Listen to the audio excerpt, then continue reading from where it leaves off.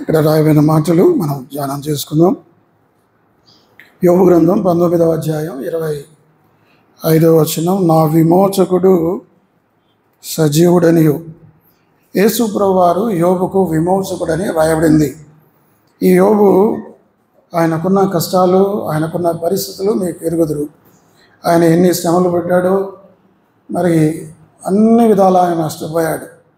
కాబట్టి ఇలాంటి శ్రమలు, కష్టాలు, ఇబ్బందులు ఉన్నప్పుడు మనల్ని ఎవరు విడిపిస్తారు? ఇలాంటి బాధల్లో, శ్రమలలో మనల్ని ఆదరించేవారు ఎవరు, మనల్ని ఓదార్చారు ఎవరు అన్నది జ్ఞాపకం చేసుకోవాలి. మొట్టమొదటిగా రాయబడిన మాట 19వ అధ్యాయం 13వ వచనం. యోబు పరిస్థితి చూస్తే యోబు గ్రంథం 19వ అధ్యాయం 13వ వచనం. ఆయన సోదర జనమును నాకు దూరం చేసి ఉన్నాడు. ఆయన పరిస్థితి చూసి, ఆయన అనారోగ్యం చూసి మరి అందరూ కూడా ఆయనకు దూరం అయిపోయారట. ఆయనకున్న సొంత సోదరులే ఆయన దగ్గరికి రాలేక పరిస్థితి. ఎన్ని కష్టాలు, ఎన్ని బాధలు. ఆయనకు ఆస్తి అంతా కూడా పాడైంది. ఆయన ఆడదగాడదలైనా చంపబడ్డాయి. ఆయన గుర్రాలు, ఆయన ఒంటెలు అవన్నీ కూడా చంపబడ్డాయి. ఆయన దాసులు పనివారు కూడా చంపబడ్డారు. అంత మాత్రమే కదా, తన కుమార్తెలు కూడా చనిపోయారు. ఇవన్నీ చాలదన్నట్లుగా ఆయనకు తీవ్రమైన అనారోగ్యం వచ్చింది. అలాంటి పరిస్థితుల్లో ఆయనకు సహాయం చేసేవారు. ఆయన స్థితి ఎలాంటిది? ఇలాంటి పరిస్థితుల్లోంచి ఆయన విమోచించేవారెవరు, ఆయన విడిపించేవారెవరు అన్నది మనం చూడాలి. కాబట్టి ఆయన పరిస్థితి మనం జ్ఞాపకం చేసుకుందాం.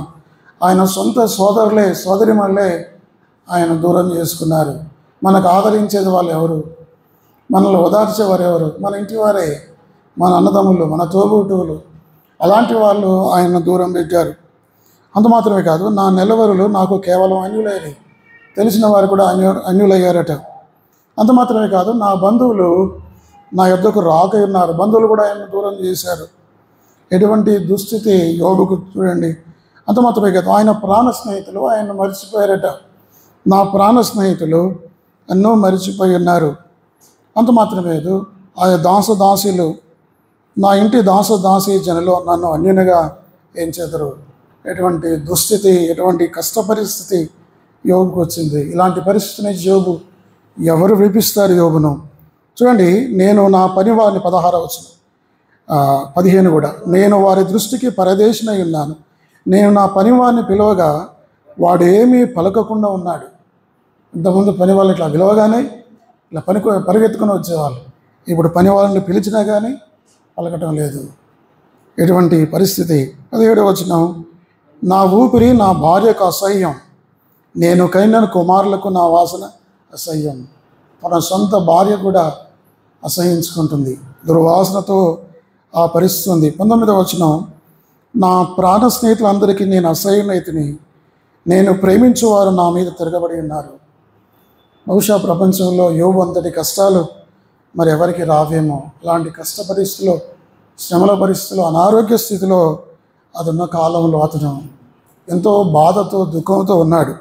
ఇప్పుడు మనం ధ్యానించాల్సింది ఏమిటంటే, ఇలాంటి పరిస్థితిలోంచి ఎవరు అతన్ని విడిపిస్తారు? ఒకవేళ మనకే ఇలాంటి పరిస్థితి, దుస్థితి వస్తే మనల్ని విడిపించేవారు ఎవరు? మనకు న్యాయం చేసేవారు ఎవరు? మనకు క్షేమం కలిగజేసేటి వారెవరు? ఇప్పుడు యోబు మరి దేవుని నమ్ముకున్నాడు, దేవుని యందు విశ్వాసం ఉంచాడు.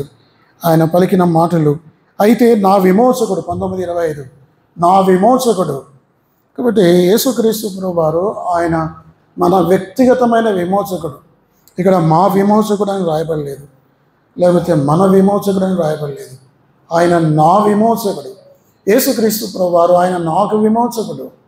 కాబట్టి ఆయన నీకు, నాకు ఉదయకాలంలో ఆరాధన ఏమని చేయాలి? మనం నాకు, నన్ను, నేను ఈ పదాలు ఉపయోగించాలి. మనం ఆరాధన చేసేటప్పుడు మనం వాడవలసిన పదాలు ఏమిటంటే నన్ను, నాకు, నేను. యోబు దాన్ని గ్రహించాడు. మమ్మల్ని విమోచించడం అనలేదు ఆయన, నా విమోచకుడు. యేసుక్రీస్తు ప్రభువారు నీకు వ్యక్తిగతంగా ఆయన విమోచకుడై ఉండాలి. ఆయన నిన్ను విమోచించిన వాడు. విమోచన అంటే ఏమిటంటే మరి క్రయం చెల్లించి ఒక దాని నుండి మళ్ళీ విడిపించటం. To redeem means to purchase and set free by paying a price. అర్థమైందండి? అంటే వెల చెల్లించి మనల్ని స్వతంత్రులుగా చేయటం. యేసు ప్రభువారు వెల చెల్లించాడు, ఆయన మనల్ని స్వతంత్రులుగా చేశాడు. మునుపు మనము దాసత్వం కింద ఉన్నాం. దేని దాసత్వం కింద ఉన్నాము? రోమా 6:22లో మనము పాపమునకు దాసులమై ఇంటిరి అని రాయి ఉంది. మునుపు మీరు పాపమునకు దాసులై ఇంటిరి. ఇంతకుముందు మన యజమాని ఎవరంటే పాపము. చూడండి, ఇశ్రాయేలు ప్రజలు ఐగుప్తు దాసత్వంలో ఉన్నప్పుడు ఆ ఇశ్రాయేలు ఐగుప్తులు ఏం చెప్తే అది చేయాలి. వాళ్ళు దాసులుగా బానిసలుగా ఉన్నారు. రోమన్ సామ్రాజ్యంలో క్రీస్తు శకం మొదటి శతాబ్దంలో దాదాపు 60 మిలియన్లు 6 కోట్ల మంది బానిసలు దాసులు ఉండేవాళ్ళు. వాళ్ళని వస్తువులు కొన్నట్లుగా అంగట్లో మనుషులను బానిసలు కొనేవాళ్ళు. వారిని విడిపించడానికి ఎవరికి శక్తి లేదు. ఒకవేళ అతని దగ్గర డబ్బు ఉంటే యజమానికి చెల్లించి అతను విడుదల కావచ్చు, కానీ అలా అతని దగ్గర డబ్బు లేదు. వెల చెల్లించడానికి ఏమీ లేదు కనుక అతను దాసునిగా అలాగే కొనసాగుతాడు. ఎవరైనా సరే ఆ దాసుని పక్షంగా వెల చెల్లిస్తే అతను విడుదలవుతాడు. అర్థమైందండి? కాబట్టి ఇప్పుడు మరి విమోచకుడు అంటే ఎఫెసీ 1:7లో ఆ మాటలను చూడండి. యేసు ప్రభువారు మనల్ని విమోచించాడని వ్రాయబడింది. ఎఫెసీయులకు రాసిన పత్రిక, దేవుని కృపా మహదేశ్వర్యమును బట్టి ఆ ప్రియుని అందు ఆయన రక్తం వల్ల మనకు. కాబట్టి మనకు విమోచనం ఎలా వచ్చింది? ఏమి చెల్లించి దేవుడు మళ్ళీ విమోచించాడు? డబ్బా, ధనమా, బంగారమా, వెండి బంగారంలో వంటి క్షయమైన వస్తువుల చేత మీరు విమోచింపబడలేదు అని వ్రాయబడింది. అమూల్యమైన రక్తం అనగా నిర్దోషమైన నిష్కలంకమైన గొర్రెపిల్ల వంటి క్రీస్తు రక్తం చేత మీరు విమోచింపబడుతారని ఎరుగుదురు కదా. కాబట్టి మన విమోచనానికి యేసు ప్రభువు తన సొంత రక్తాన్ని, పరిశుద్ధమైన రక్తాన్ని, అమూల్యమైన రక్తాన్ని ఆయన చిందించాడు. కాబట్టి గొప్ప వెల మన పక్షాన చెల్లింపబడింది. మనుష్య కుమారుడు పరిచర్య చేయించుకోవడానికి రాలేదు, కానీ పరిచర్య చేయుటకును అనేకులకు ప్రతిగా విమోచన క్రయధనముగా తన ప్రాణమును ఇచ్చుటకు వచ్చునని దేవుని వాక్యంలో ఉంది. మార్కు 10:40. అంటే తన ప్రాణాన్ని విమోచన క్రయధనంగా చేశాడు. ప్రభువైన యేసుక్రీస్తు వారు మళ్ళా విమోచించాడు. ఒకవేళ ఆయన విమోచించకపోతే, ఆయన ఈ లోకంలోకి దిగిరాకపోతే మనం అందరం కూడా పాపమనే బానిసత్వంలో ఉన్నాం. మనం వేటికి దాసులం అంటే మరి 1 పేతురు 1:18 ప్రకారం పితృ పారంపర్యమైన పరిచారం, మరి ఆచారానికి మనం దాసులం, ఆచారాలకు సాంప్రదాయాలకు దాసులమైపోయాం. దేవుడు వాటి నుంచి మనల్ని విడిపించాడు. గలతీ 1:4 దుష్టలోకం నుండి ఆయన మనల్ని విడిపించాడు అని వ్రాయబడింది. అర్థమైందండి? తర్వాత కొలస్సీ 1:13-14 ఆయన అంధకార సంబంధమైన రాజ్యము నుండి మనల్ని విడుదల చేశాను. అనగా అపవాదు నుంచి, అంధకార రాజ్యము నుండి ఆయన మళ్ళా విడుదల చేశాడు. గలతీ 5:1 ఉంది, ఆయన ధర్మశాస్త్రము నుండి మనల్ని విడుదల చేసిననుంది. ధర్మశాస్త్రం నుండి ఆయన మనల్ని విడుదల చేశాడు. గలతీ 3:13 ఉంది, శాపము నుండి మనల్ని విమోచించాడు. ధర్మశాస్త్రం యొక్క శాపము నుండి మళ్ళీ విమోచించాడు. రోమా 6:22 పాపము నుండి ఆయన మళ్ళీ విమోచించాడు. కాబట్టి వీటన్నిటి ద్వారా దేవుడు మనల్ని విమోచించాడు. పూర్వం మనం దాసులం, బానిసలం. యేసుక్రీస్తు వారు ఆయన సమీప బంధువుగా మన మధ్యలోకి వచ్చాడు. చూడండి, మరొక బుక్ ఆఫ్ రూతు గ్రంథంలో మరి నయోమిని విమోచించడానికి, ఆ రూతును విమోచించడానికి బోయ్ ఏం చేశాడంటే ఆయన సమీప బంధువుగా వచ్చి ఆమెను విమోచించాడు, విడుదల చేశాడని మీకు తెలుసు. కాబట్టి సమీప బంధువుకే అట్టి అర్హత ఉంది, ఇంకెవరు కూడా విడుదల చేయలేరు. యేసు ప్రభువు వారు పరలోకంలో ఉన్నాడు, మనం భూమి మీద ఉన్నాం. మనకు ఆయన సమీప బంధువు ఎలా అవుతాడు? అయితే ఆయన ఏం చేశాడంటే, బైబిల్లో ఉంది సమీప బంధువే విడుదల చేయగలరు. కాబట్టి యేసు ప్రభువు వారు సమీపంగా మనకు వచ్చాడు. ఆయన మనుషుని వల్ల ఈ లోకంలో జన్మించాడు. నీ కొరకు, నా కొరకు, నన్ను విమోచించడానికి దేవదేవుడు సజీవుడిగా, మానవుడిగా ఈ లోకంలో జన్మించాడు. ఆయన దేవునితో సమానంగా ఉండట విడిచిపెట్టకూడని భాగ్యమని ఎంచుకోలేదు, కానీ మనుషుల పోలికగా పుట్టి దాసుని స్వరూపమును ధరించుకొని అని బైబిల్లో రాయబడింది. కాబట్టి మనుషుల పోలికగా పుట్టాడు, దాసుని స్వరూపము ధరించుకున్నాడు. యేసు ప్రభువారు ఈ లోకంలో ఆయన జన్మించాడు.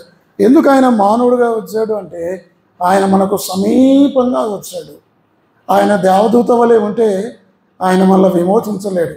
ఒకవేళ ఆయన దేవుడుగా ఉంటే ఆయన మళ్ళీ విమోచించలేడు. కానీ దేవుడే మానవుడిగా మన పోలికలో మన వలె ఆయన ఈ లోకంలో జన్మించాడు. పాపం లేకుండా జీవించాడు. ఆయన పరిశుద్ధమైన జీవితం జీవించాడు. ఆయన మనందరి కొరకు నిర్దోషమైన ఆయన రక్తము నిర్దోషమైంది అని చెప్పబడుతుంది. నిర్దోషమైన నిష్కలంకమైన గొర్రెపిల్ల వంటి క్రీస్తు రక్తం ద్వారా విమోచించాడు. కాబట్టి క్రీస్తు పూర్వంలో ఉన్న ఈ యొక్క యోబుకు కూడా మరి యేసు ప్రభువారు విమోచకుడు. యేసు ప్రభువారు కేవలం క్రీస్తు తదనంతరం ఉన్న వాళ్ళ కొరకే కాదు. యేసుక్రీస్తు ప్రభువారు ఎవరి కోసం మరణించాడు? యేసుక్రీస్తు ప్రభువారు ఎవరి కోసం రక్తం కార్చాడంటే కేవలం క్రీస్తు కాలంలో ఉన్న వారి కొరకు, క్రీస్తు తదనంతరంలో ఉన్న వారి కొరకే కాదు, క్రీస్తు పూర్వం 4000 సంవత్సరాల వారందరి కొరకు కూడా యేసు ప్రభువారు రక్తం కార్చాడు. అర్థమైందండి? పూర్వకాలంలో ఏం జరిగిందంటే చనిపోయిన పాత నిబంధన విశ్వాసులు వారందరూ పాతాళంలో ఒక స్థలంలోకి వాళ్ళు వెళ్ళేవారు. దానికి అబ్రహాము రొమ్ము అని పేరు, లేదా పరదేశు అని దానికి పేరు.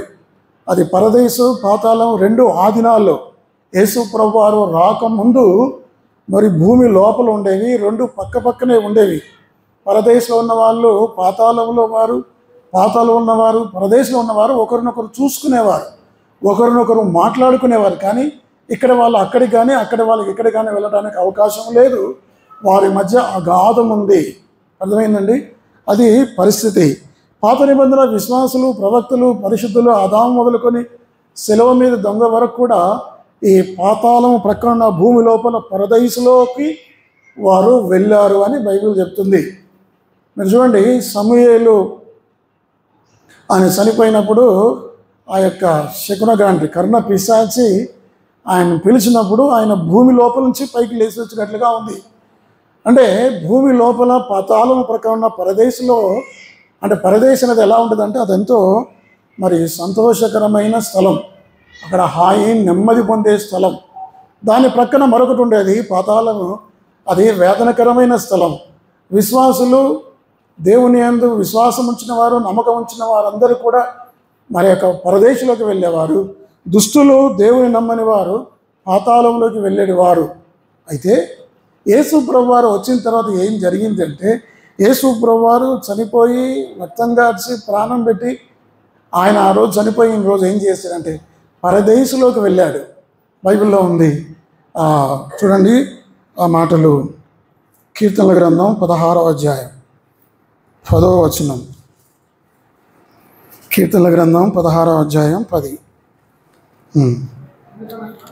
ఎందుకనగా నీవు నా ఆత్మను పాతాళములో విడిచిపెట్టవు, నీ పరిశుద్ధిని కొల్లుపొటనియు. పాతాళం అంటే ఇక్కడ మరి పరదేశం అని అర్థం.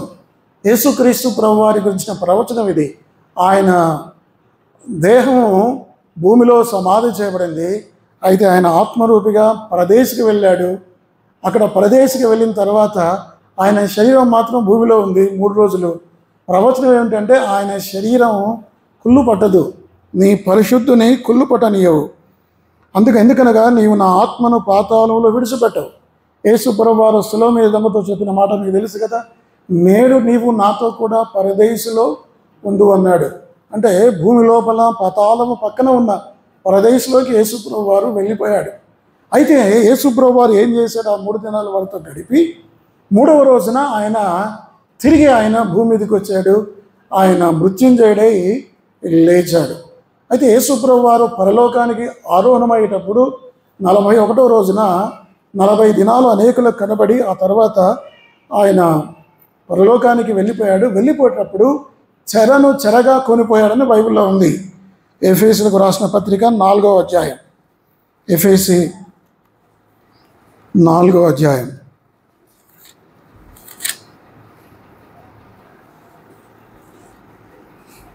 8వ వచనం. అందుచేత ఆయన ఆరోహణమైనప్పుడు చెరగా పట్టుకొని పోయి మనుషులకు ఈవులు అనుగ్రహించనని చెప్పబడి ఉన్నది. ఆరోహణం ఆయన అనగా ఆయన భూమి యొక్క క్రింది భాగములకు దిగననియు అర్థమిచ్చున్నది కదా.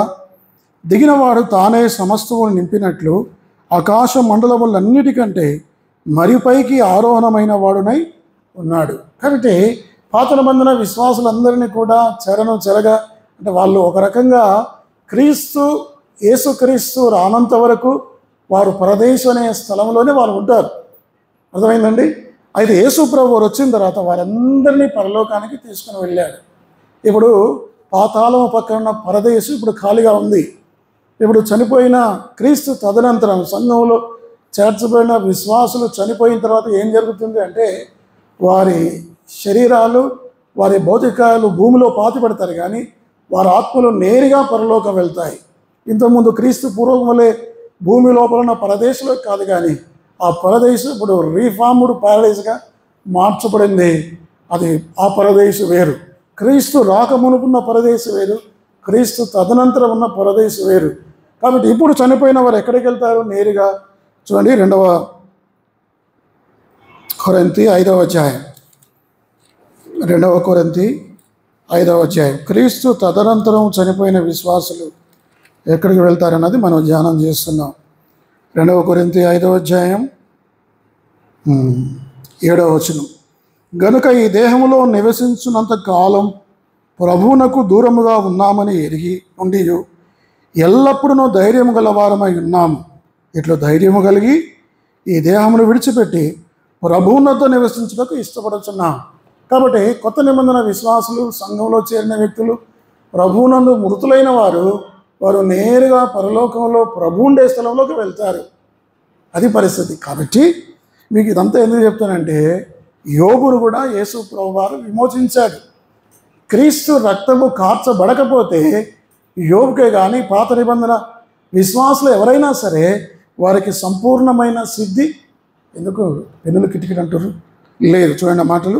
హెబ్రీలకు రాసిన పత్రిక 11వ అధ్యాయం. హెబ్రీలకు రాసిన పత్రిక 11వ అధ్యాయం.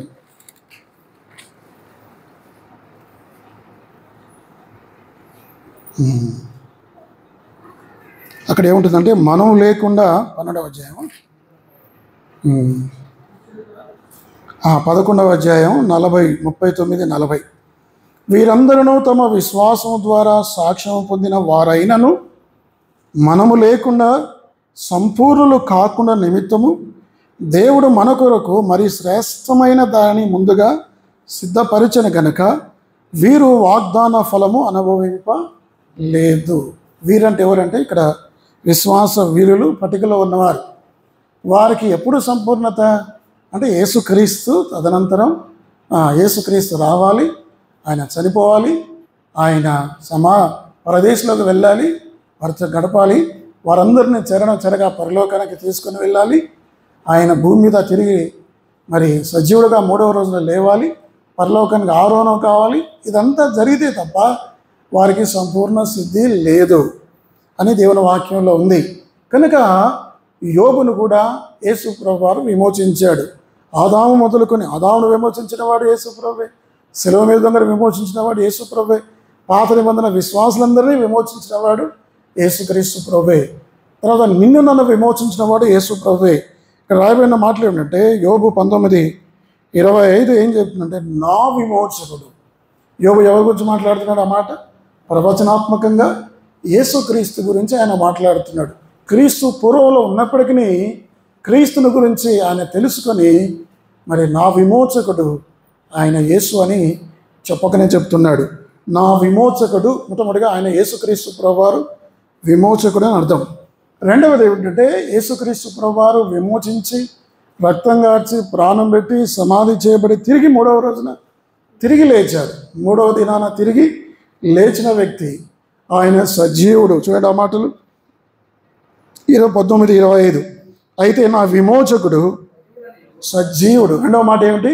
యేసు ప్రభువారు మృతుడు కాదు, మృతుడు మాత్రమే కాదు, ఆయన మరణాన్ని జయించి ఆయన తిరిగి లేచాడు. ప్రకటన గ్రంథం 1వ అధ్యాయం. ప్రకటన గ్రంథం 1వ అధ్యాయం 18వ వచనం. నేను మొదటి వాడను కడపడి వాడను జీవించువాడను మృతుడనైతిని కానీ ఇదిగో యుగ యుగములు సజీవుడనై. చూసారా, ఆయన మృతుడయ్యాడు. ఎందుకు ఆయన మృతుడయ్యాడు? మరణాన్ని ఆయన రుచి చూశాడు. దేనికోసం అంటే, ఒకవేళ ఆయన దేవుడుగానే ఉంటే దేవునికి మరణం లేదు. కానీ దేవుడు మానవుడిగా ఈ లోకంలోకి వచ్చాడు. యేసు ప్రభువారు కలువరి శిలువలో ఆయన మనుషుడిగా మన స్థానంలో ఆయన చనిపోయాడు. కాబట్టి మరణించాడు. అది మరణించాడు కానీ అది కేవలం 3 రోజులే. ఆ తర్వాత మరణాన్ని జయించి ఆయన తిరిగి లేచాడు. చూడండి, ఈ లోకంలో మరణం అందరినీ ఓడించింది, కానీ యేసు ప్రభువారు మరణాన్ని ఓడించాడు. 1 కొరింథీ 15వ అధ్యాయం, మీకు బాగా తెలిసిన మాటలే. 1 కొరింథీ 15వ అధ్యాయం 55వ వచనం. ఓ మరణమా నీ విజయం ఎక్కడా? ఓ మరణమా నీ ముల్లెక్కడా? మరణపు ముళ్ళు పాపము, పాపమునకున్న బలము ధర్మశాస్త్రమే. ఆయనను మన ప్రభువైన యేసుక్రీస్తు మూలముగా మనకు జయము అనుగ్రహించిన దేవునికి స్తోత్రము కలుగునుగాక. చూసారా, యేసు ప్రభువారు మరణాన్ని జయించాడు. ఆ సంగతి అపోస్తలుడైన పౌలు మరణాన్ని అపహాస్యం చేస్తున్నాడు, మరణాన్ని హేళన చేస్తున్నాడు. ఓ మరణమా, ఏమైపోయావు నువ్వు? ఈ లోకంలో ఎంతోమందిని చంపావు కదా, నువ్వు తీసుకున్నావు కదా, కానీ యేసు ప్రభు ఎదుట నువ్వు లొంగిపోయావు. యేసు ప్రభువారు మరణాన్ని జయించిన వ్యక్తి. యేసు ప్రభువారు ఎదుట మరణం ఓడిపోయింది. ఆయన లాజరు సమాధి ఎదుట నిలబడి, మరి లాజరు బయటికి రమ్మనగా లాజరు ఉన్న పొలంగా బయటికి వచ్చారు. మీకు తెలుసా? అదేవిధంగా విధవరాలి కుమారుడా లెమ్మని చెప్పుగా కుమారుడు లేచి కూర్చున్నాడు. అంటే యేసు ప్రభువారి జీవమందు మరణం ఓడిపోయింది. జీవమందు మరణం మృంగివేయబడిందని 1 కొరింథీ 15వ వచనంలో ఉంది. రెండవది మీరు ఆరాధించాల్సింది ఏమిటంటే, యేసు నీవు నా విమోచకుడు, నీవు నన్ను విమోచించావు. వెండి బంగారం వంటి క్షయమైన వస్తువుల చేత కాదు, కానీ మరి నిర్దోషమైన నిష్కలంకమైన అమూల్యమైన నీ రక్తం ద్వారా నన్ను విమోచించావు ప్రభువా అని ఆరాధించాలి. ఆరాధించేటప్పుడు మమ్మల్ని విమోచించావు ప్రభువా అని అనకూడదు. లేకపోతే అట్లా నువ్వు ఏమనాలి? నన్ను విమోచించు. ఇక్కడ యోబు ఏమని ఆరాధిస్తున్నాడు? నా విమోచకుడు. మనం కూడా అట్లా చెప్పాలి, ప్రభువా నీవు నాకు వ్యక్తిగతమైన విమోచకుడు, నా రక్షకుడు, నన్ను ప్రేమించావు, నా కొరకు సిలువలో చనిపోయావు, నా శిక్షను నువ్వు భరించావు. ఇలాంటి మాటలు ఉపయోగించాలి. అది రక్షణ అనేది, విమోచన అనేది వ్యక్తిగతమైనది. కాబట్టి మమ్మల్ని రక్షించామంటే అది సరైన ఆరాధన కాదు. సంఘంలో 100 మంది ఉంటే 100 మందికి రక్షణ కాదు, లేదు కదా. కాబట్టి నన్ను రక్షించామని చెప్పాలి, అది నిజమైన ఆరాధన. కాబట్టి నా అనే మాట ఉపయోగించాలి, మొదటిది. రెండవది ఆయన విమోచకుడు. మూడవది ఏమిటంటే, ప్రభువా నీవు మృతుడవైతివి, మరణం నీ ముందు ఓడిపోయింది. మరణ అపోస్తల కార్యములు 2వ అధ్యాయం, అపోస్తల కార్యములు 2వ అధ్యాయము 24వ వచనం. మరణము ఆయనను బంధించుట అసాధ్యము గనక దేవుడు మరణ వేదనను తొలగించి మరణం ఆయనను బంధించుట అసాధ్యము. బైబిల్ చెప్తుంది. ఆయన మరణించాడు అంటే ఎందుకు మరణించాడు? నీ కొరకు నా కొరకే మరణించాడు తప్ప ఆయన మరణం ఆయన గెలవలేదు. నీ కొరకు నా కొరకు ఆయన మరణాన్ని ఇట్లా టేస్ట్ చూశాడంటే, మరణాన్ని రుచి చూశాడని హెబ్రీ పత్రిక 1వ అధ్యాయంలో రాయబడింది. కాబట్టి నా విమోచకుడవైన నీవు ప్రభువా మరణించి నా కొరకు తిరిగి సజీవుడవయ్యావు. ఒకవేళ యేసుక్రీస్తు ప్రభువారు సజీవుడు కాకపోయి ఉంటే, మరణించిన వాడు మరణించినట్లుగానే ఖాళీ సమాధిలో ఉంటే ఇప్పుడు ఏమయ్యేదంటే, యేసు ప్రభువారికి మనకు తేడా లేదు. ఎందుకంటే లోకంలో అన్ని సమాధులు మోయబడ్డాయి. యేసు ప్రభువారి సమాధి కూడా మోయబడితే మిగతా వాళ్ళకి ఆయనకి తేడా ఉంది. ప్రపంచంలో ఒకే ఒక్క సమాధి తెరవబడింది, అది యేసుక్రీస్తు ప్రభువారి సమాధి. అది తెరవబడిన సమాధి. యేసు ప్రభువారు మరణాన్ని జయించి ఆయన తిరిగి లేచాడు. ఆయన సజీవుడు గనక మనం కూడా, ఆయన తిరిగి లేచాడు గనక మనం కూడా తిరిగి లేస్తాం. చూడండి ఆ మాటలు, యోబు గ్రంథం 19వ అధ్యాయం 25వ వచనం. అయితే నా విమోచకుడు సజీవుడనియు తర్వాత ఆయన భూమి మీద నిలుచుననియు. నా విమోచకుడు అనే మాటలో యేసు ప్రభువారి మరణాన్ని గురించి మాట్లాడుతున్నాడు. ఎవరు? ఈ యొక్క యోబు. రెండవది ఆయన సజీవుడు అంటే ఆయన పునరుత్థానం గురించి మాట్లాడుతున్నాడు. తర్వాత ఆయన భూమి మీద నిలిచి అంటే ఆయన రాకడ గురించి మాట్లాడుతున్నాడు. యేసు ప్రభువారు ఆయన రెండవ రాకడలో ఆయన భూమి మీదకి వస్తాడు, భూమి మీద ఆయన ఉంటాడు, భూమి మీద 1000 ఏళ్ల రాజ్య పరిపాలన చేస్తాడు. ఎన్ని విషయాలు రాయబడ్డాయి. అయితే యేసు ప్రభువారు సజీవుడు కాకపోయి ఉంటే, ఆయన మరణాన్ని జయించి తిరిగి లేవకపోతే మనం కూడా తిరిగి లేవం. చూడండి, మొదటి తెస్సలోనిక 4వ అధ్యాయం, తెస్సలోనిక రాసిన మొదటి పత్రిక 4వ అధ్యాయం 14వ వచనం. యేసు మృతి పొంది తిరిగి లేచినని మనము నమ్మినలా అదే ప్రకారము యేసునందు నిద్రించిన వారిని దేవుడు ఆయనతో కూడా వెంటబెట్టుకుని, అది యేసు మృతి పొందని తిరిగి లేచని మనం నమ్మాలి. ఆయన తిరిగి లేచని నమ్మితే మనం కూడా తిరిగి లేస్తాం. ఇప్పుడు మనం చనిపోయిన తర్వాత యేసు ప్రభువారు వచ్చిన మనం తిరిగి లేస్తామా? దానికి ఆధారం ఏమిటి? ఏదైనా ఆధారం ఉందా? ఆధారం ఉంది. యేసు ప్రభువారు మరణించి తిరిగి లేచాడు. కాబట్టి నేను కూడా ఆయన యందు విశ్వాసం ఉంచిన నేను కూడా మరణించవచ్చు, కానీ తిరిగి ఒక రోజున యేసు ప్రభువారు వచ్చినప్పుడు ఆర్భాటముతో ఆయన మధ్యాకాశంలో కేక వేసినప్పుడు మృతులు ప్రభువునందు నిద్రించిన వారు మరి వారు తిరిగి లేస్తారు. అది జీవ పునరుత్థానం అని చెప్పబడుతుంది. అర్థమైందండి?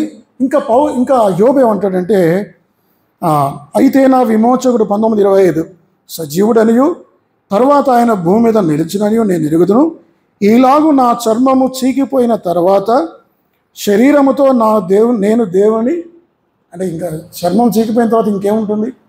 చనిపోయిన వ్యక్తిని భూమిలో పెడితే మరి చర్మం అంతా కూడా పోతుంది, అస్థిపంజరాలే మిగులుతాయి. మరి యోబు ఏమంటాడు? నేను నా శరీరముతో, ఏమన్నాడు? నేను శరీరముతో అంటే మహిమ దేహం ఇవ్వబడుతుంది. యేసు ప్రభువారు వచ్చినప్పుడు విశ్వాసులకు ఏమవుతుంది? దీన శరీరం మహిమ శరీరంగా మార్చబడుతుంది.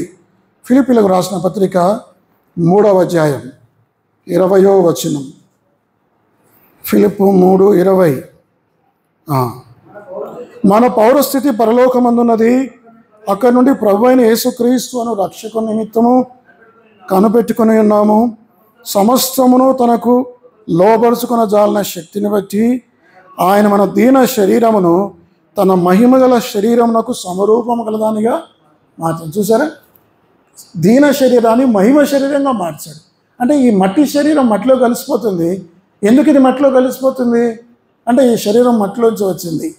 మీరు చూడండి, మన శరీరంలో ఉన్న మూలకాలు ఎన్నైతే ఉన్నాయో అవన్నీ భూమిలో ఉన్నాయి. భూమిలో ఇది ఈజీగా కలిసిపోతుంది, ఎందుకంటే మంటిలోంచి వచ్చింది. ఆదామును దేవుడు మంటిలోంచి చేశాడు. అయితే మనమందరం కూడా ఆదాము సంతానం కనుక మనందరం మంటివారమే. మన్న అనేది మరలా వెనకకు మంటికి చేరాలని దేవుని వాక్యంలో. అయితే మరి ఈ శరీరం క్షీణించిపోతుంది. ఇది మర్త్యమైన దేహం, కానీ దేవుడు మనకు అమర్త్యమైనది మహిమగల శరీరం ఇస్తాడు. ఆ మహిమగల శరీరంతో యేసు ప్రభువారిని చూస్తాం. యోబు యొక్క నిరీక్షణ ఏమిటంటే, మరి యోబు ఇక్కడ చెప్తున్నాడు, ఆయన రక్షణ గురించి మాట్లాడుతున్నాడు, విమోచన గురించి మాట్లాడుతున్నాడు, ఆయన వర్తమానం గురించి మాట్లాడుతున్నాడు, ఆయన భవిష్యత్తు అంటే నిరీక్షణ గురించి కూడా ఆయన మాట్లాడుతున్నాడు. ఇదే మన శుభప్రదమైన నిరీక్షణ. ఒక దినాన యేసుక్రీస్తు ప్రభువారు మధ్యాకాశంలోకి వచ్చినప్పుడు మనం బ్రతికుంటే ఎత్తబడతాం, ర్యాప్చర్.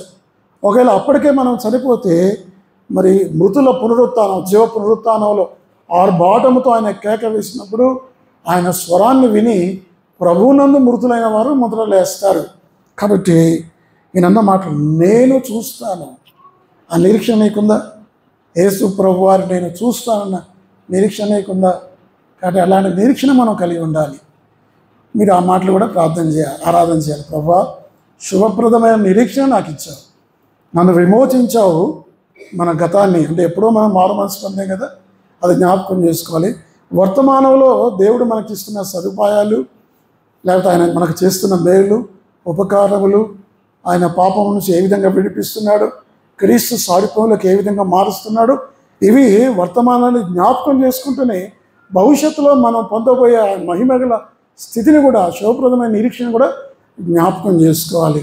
ఆరాధన అంటే గతము, భవిష్యత్తు, వర్తమానం 3 స్థితులను జ్ఞాపకం చేసుకొని దేవునికి స్తుతులు చెల్లించాలి. సరే 19:25 రాయబడిన మాటలు, ఇంకొక మాట నేను చెప్తాను, చదువుతాను.